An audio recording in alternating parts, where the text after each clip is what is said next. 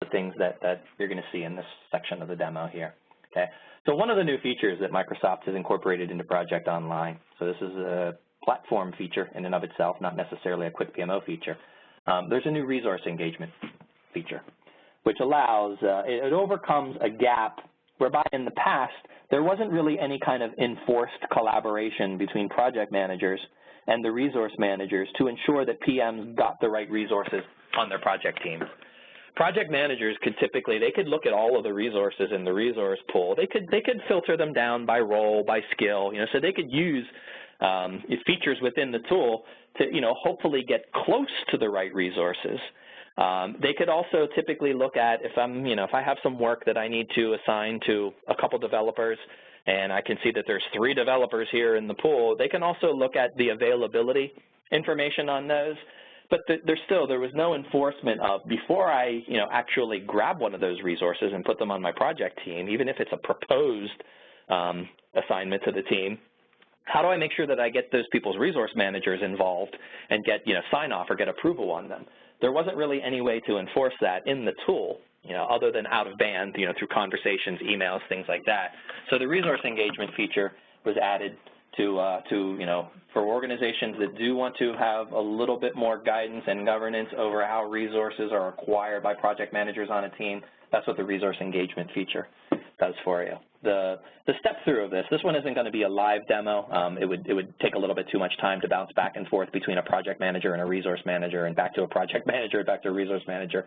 So I just have a visual slide that shows you essentially how it works. So first off, a resource manager can go into the Project Online resource pool, and they can edit in bulk or edit individually the resources, and they can determine which of those resources require an approval for project assignments. So not all resources necessarily would need to have an approval before a PM can assign work to them in a project, but you can set that on for those types of resources that the resource manager does want to have an approval. So from there, once you've configured your resources accordingly in the resource pool, project managers can use the tools that they're already used to. Use Project Professional, okay? Go in, use the build team from Enterprise activity in there, grab resources, either generically or named resources, put them on the project team. But then before they will be committed to any work, okay, what they have is they have this engagement request form. So they can select the resource either by type or by named resource and say, okay, look, here's a task that I need to provide some staffing for. So, put the dates in there. It's going to start, March 1st of 2017. It's going to run approximately 3 weeks. And they can either enter the amount of units or the amount of work that they would need, that type of resource, okay, in order to meet the requirements of that task within the project schedule. From there, once they submit it, it will route back to the resource manager. You can have email alerts turned on, so a resource manager will get an email that a request has been made for one of their resources. From that email, they can click a link and go into the resource center. Okay. They can see the resources that have had work requests or engagement requests applied. Okay. They can, from here, assess each engagement request. We have a little heat map here that shows you resource by resource what type of availability they have per time period. So for instance, if Leona was one of the resources being requested here and was being requested within the time period where she's already in the red, she's not going to be a good candidate for that. If I have other resources with some capacity in that time frame, I can use that to make my assessment. Resource managers can also use the resource utilization graphs, which have been in Project Online and Project Server for quite some time now. Take a look at the resource utilization graph and get the same type of feedback. So I've got a capacity line in here, and if I have one or more resources within my team that are working under capacity, those might be good candidates then for fulfilling that engagement request. So from there, the resource manager could then either accept or reject the individual requests, and if they accept it, essentially what will happen is, if I go back to what it looks like when the project manager first requests the resource, you're not seeing the column on the screen here, but what it would show for any of these resources that don't have an approved engagement, they would all show proposed. So proposed, proposed, proposed, proposed. So none of these resources are actually committed to doing work until the resource manager accepts the request. Once they do, that bit will flip to a committed state, and then you'll be able to assign the work to those resources. So that was an example of something through a slide. We also do have, very quickly here, just a couple minutes left, but we also do have, as part of Quick PMO, and something that might be useful for resource managers, some dashboards and some reports that can help you from both a tactical perspective and from more of a strategic or planning perspective. Give you a couple quick examples. Okay, so if we go into this resource schedules dashboard here, this would be helpful to resource managers out there to see, okay, I've got 6 resources that roll up to me. I've got PMs that are requesting their time. Some PMs have assigned work to them.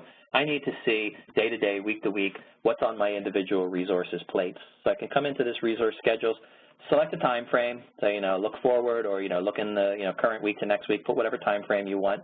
I can filter these down by department. So if you've got a large resource pool and you want to narrow them down by department, you want to narrow them by role, or you want to narrow them down by the reporting structure, you can do that. Okay? Once you have your filters, select whichever resources you want to look at.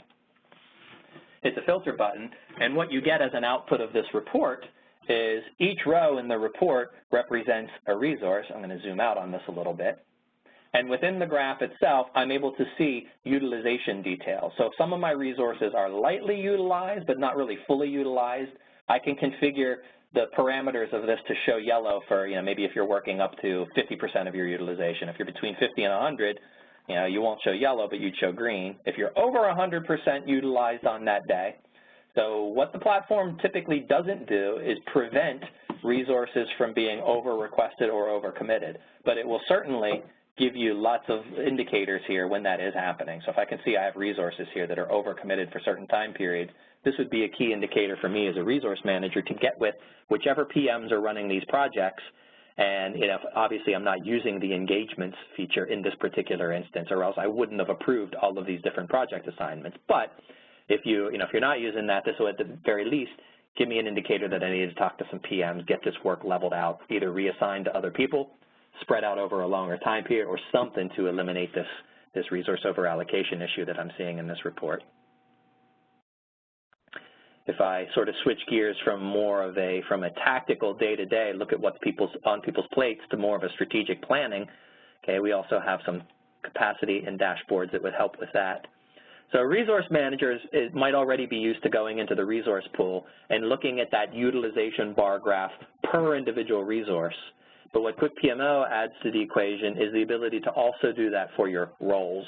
So if I needed to analyze some upcoming proposals that are going to have a heavy demand on certain roles in the early part of those projects, okay, I can put my time frame in here when I'm hoping to do those projects, select the role or roles that might be required by those projects, and I can take a quick look at the current load that's on all of the resources that are assigned to those different roles, whether they're full-time, part-time resources. So you can configure in here what the overall max utilization of each resource is. So if you have 10 people that work 4 hours a day on projects, you can configure that in here so that would show as 5 FTEs rather than 10. So all that gets considered when we're looking at this. And then eventually the outcome of this dashboard will be that I'll be able to see for these 2 roles within this particular time period what their overall utilization and availability looks like. Okay. And as luck would have it, it doesn't look like there's much of any developer work in the January, February, or March this year. So, hey, if I have some projects that require some developer hours, I've got lots of bandwidth for developers. If I click on analysts to remove them from the mix, I can see that there's no developer assignments at all.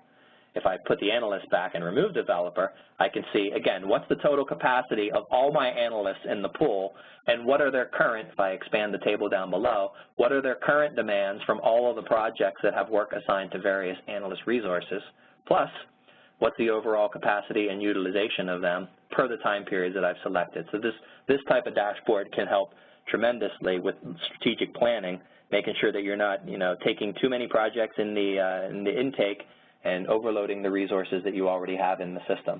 Again, if this would lead you to, if you were seeing, in one of these time periods, oh my goodness, we're well overbooked for this, what can I do about that? And you want to play a little bit of what-if analysis against that, again, that would be, from here, I would navigate over to doing a full-blown portfolio analysis, which would give me the capabilities to do things like, hey, without actually canceling projects or without actually putting them on hold or moving them back by a couple months, give me an analysis of what would happen if I did that. So if I deferred a couple projects by 2 months, is that going to lighten the load of some of these resources that are showing, you know, overbooked constraints in a time period? So again, that'll be the topic of an upcoming webinar. Okay, but you know, having these dashboards at your disposal to peel back the layers of detail and information to ascertain when you do have problems on the horizon, certainly a good start, certainly a useful tool to have in your tool bag. So with that, that's the last plan topic. Let me know if, Victoria, have there been any questions typed in on the chat window? Not on my end. Maybe someone wrote any to you. Are there any questions? I don't have any on the private chat message, so any of you online, if you have any questions of anything I've shown you, or you know, things that you didn't see in here.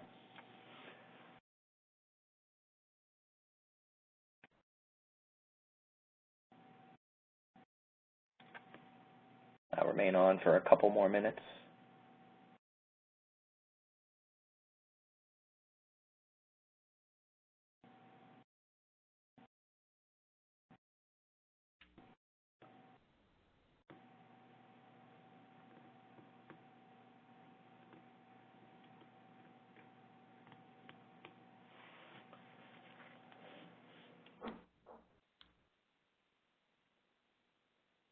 All right, if there are no questions, I guess this is concluding the webcast. Thank you all for joining us for this Day in the Life of a PMO webcast. Please feel free to connect with us on LinkedIn, Facebook, and Twitter to learn more about the solutions we offer and other upcoming webcasts. Our next webcast will be on February 28th at the same time and will focus on PMO strategy. So on behalf of Aaron and I, thank you so much for joining us, and we hope to see you at our next webcast. Thanks, everyone. Thank you.